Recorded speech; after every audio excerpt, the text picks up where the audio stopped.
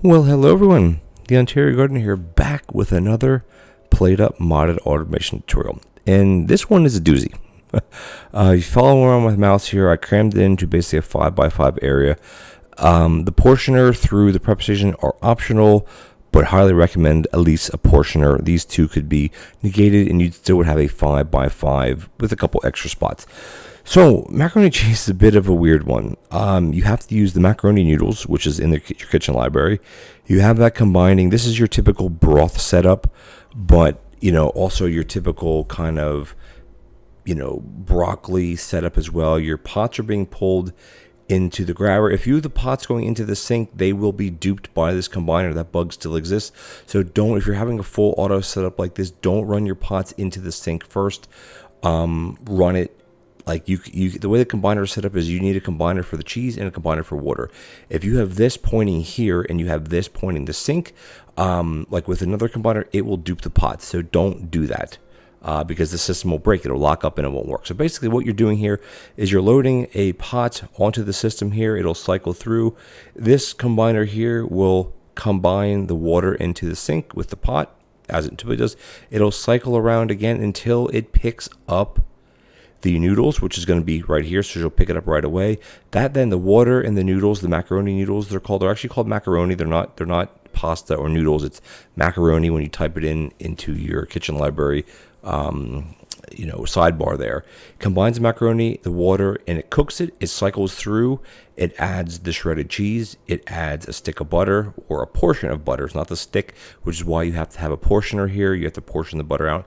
And then the milk is the weird one because milk itself is similar to how the oil works with pizza dough. You have to put it on a combiner, but you have to portion the milk out. Unlike the oil for the pizza, is you put the oil here, it automatically combines the dough into pizza crust. If you put the milk on the combiner as is, it doesn't do anything. You need to actually portion milk out of this and then cycle it over to a combiner, and that'll add the milk, it'll add the butter, and it'll add the cheese, and then it goes around and it cycles again, and it cooks, and then it portions out. So let's just jump right into it here. Let it run for you guys. This is the way that the pots aren't duped. So just keep that in mind. If you don't want to run a full auto setup like this section right here, these two things would be negated. And you basically, at the beginning of your day, wherever your pot stack is, you'd grab one pot, you'd walk it around, and you would stick it here.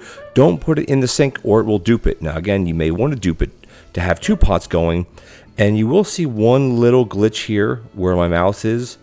When the portioners, typically the grabbers don't grab if a portioner is in action. But the way that this is done with the macaroni is a bit of a little bit of a glitch. When it portions out a certain amount of portions, the pot will actually cycle back through. I think it's going to do it right here and right there. So it portions 5 portions out and then it cycles again. I don't understand why it does that. It shouldn't do that. Again, if you have a single pot setup, it doesn't matter. If you have a full auto setup like this, it doesn't matter either because this one will cycle around. It's not really a huge deal. It's just one thing. Just keep that in mind that this grabber will pull it. It's something to do with the interaction with the portioning of the macaroni when it comes in contact with the combiner, with the grabber here off the hob. I don't understand why, because things like broccoli, it won't do that, but I'm not sure. But basically, this is your setup. Could you make this any more compact? I don't think so because you can't combine the cheese with the milk, with the butter. They all have to be combined into the pot separately. So it's not one of these, you combine this with this into this. It doesn't work that way. But yeah, basically a 5x5 grid here, -2 slots.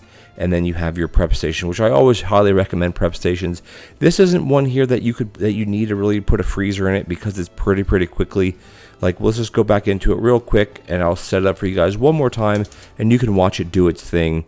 But it's pretty straightforward. Macaroni and cheese is one of those new dishes that is added. This is a modded card by Ms. Evil Canadian, who is doing amazing automation, doing amazing modding dishes. I'm doing the amazing automation stuff.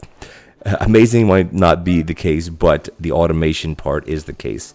So again, you got to portion the butter, you got to portion the milk, which in real life you're portioning milk. You don't just dump a whole bag of milk or a whole box of milk into macaroni. You portion it just with butter. You don't use a whole stick. You use a portion of butter. And the trees, obviously, use a whole thing of shredded cheese, and there you go. All right, guys, I'll cut off the the practice mode so you guys can check it out and take a screenshot if you would. But there you go. That is auto macaroni and cheese.